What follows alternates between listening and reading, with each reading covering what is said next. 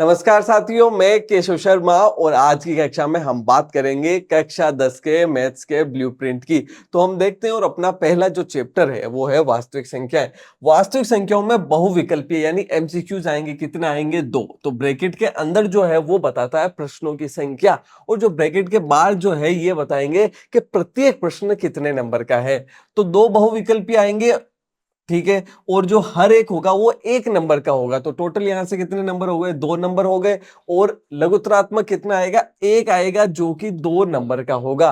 तो 2 + 2 टोटल ये कितने नंबर का हो गया भाई? टोटल हो गया 4 नंबर का। हाँ, अगर दूसरे यानी बहुपद की बात करें तो बहुपद में से 2 एमसीक्यूज आएंगे, 2 बहुविकल्पी आएंगे जिसमें से हर एक कितने का होगा? 1 नंबर का होगा।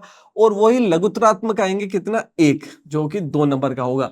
तो ये भी यहां से 2 नंबर हो गए भाई, 2 सवाल आएंगे 1-1 नंबर के, तो ये हो गए 2 नंबर। और यहाँ पे 2 नंबर, 2 और 2 यहाँ पे भी टोटल कितने हो गए? 4 नंबर हो गए।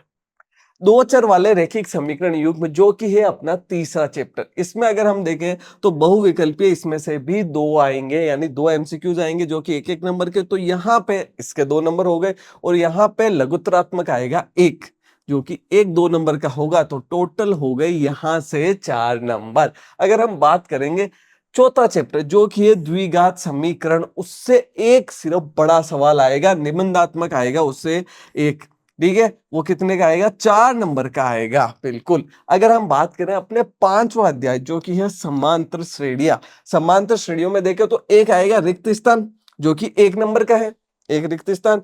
एक आएगा लघुत्तरात्मक, ठीक है, जो कि 2 नंबर का है। तो यहां से 1 और +2।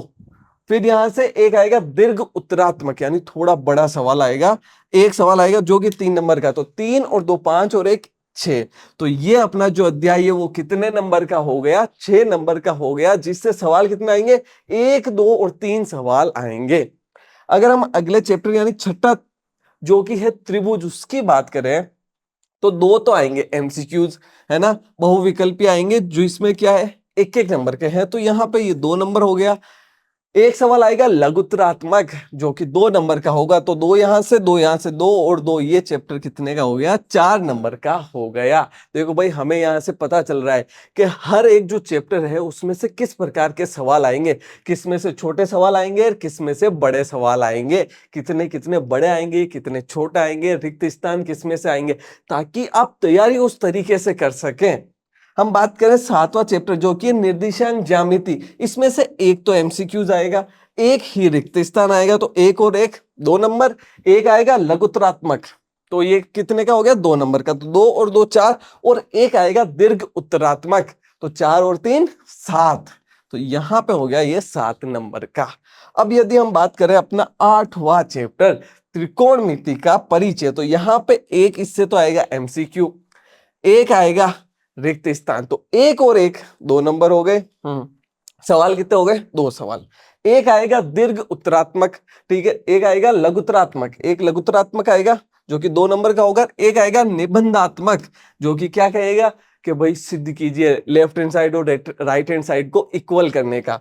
तो यहां से 1 और 1 2, 2 और 2 4, 4 और 4 8 नंबर का ये चैप्टर हो गया। आगे अगर हम बात करें 9वां जो कि है त्रिकोणमिति के कुछ अनुप्रयोग, तो यहां से एमसीक्यूज आएंगे 3, 3 तो एमसीक्यूज आएंगे। तो कितने नंबर हो गए भाई? 3 नंबर हो गए। हर एक एमसीक्यू 1 नंबर का, तो टोटल 3 नंबर हो गए। और एक आएगा लघुत्तरात्मक जो कि 2 नंबर का, तो 3 और 2 यहां से हो गए 5 नंबर।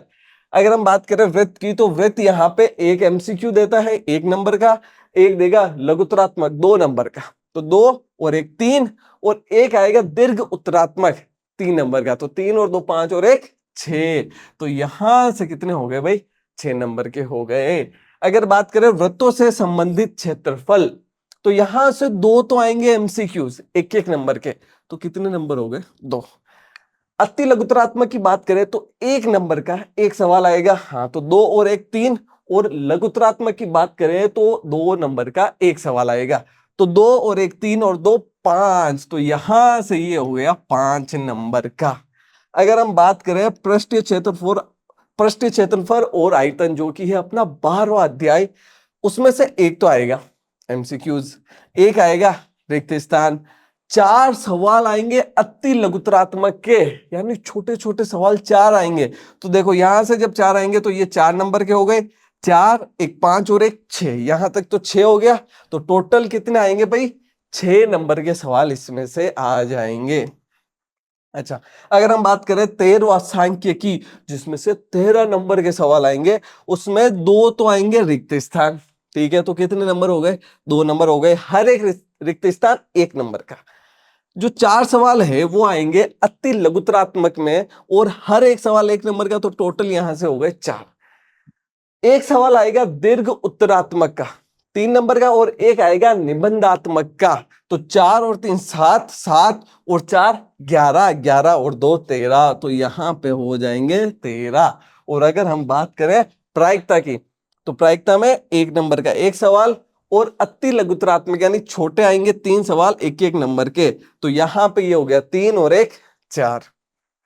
तो आपके जो टोटल 14 चैप्टर है ना, उनमें इस प्रकार से सवाल आने वाले हैं कि भाई कुछ चैप्टर्स है जिनमें से बड़े सवाल आएंगे, जैसे कि हम बात करें यहाँ पे सांख्यिकी, उसमें से निबंधात्मक आएगा एक।